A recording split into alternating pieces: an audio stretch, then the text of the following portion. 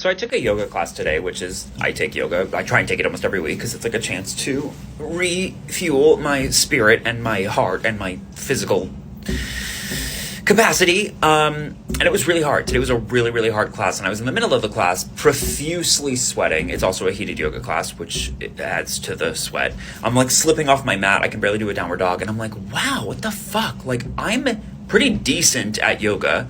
LOL of all the things, like, it's a practice. I shouldn't be like, I'm so fucking good at yoga.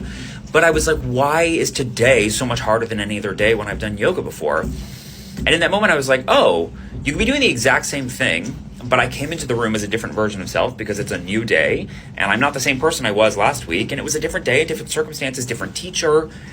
And I realized that you can approach the exact same thing, and it can feel entirely different on two different days. At the core of it, it was still a yoga class, so I know the vocabulary, I know the sequencing, and my skills are there. It just meant that I needed to meet the challenge of the class where it was today. And I think the same thing stands for authenticity as a practice, as a genuinely recreatable experience once you know the tools that it takes from you to go like woo-woo, higher level, 30,000 feet in the air idea of authenticity to tactically creating it for yourself.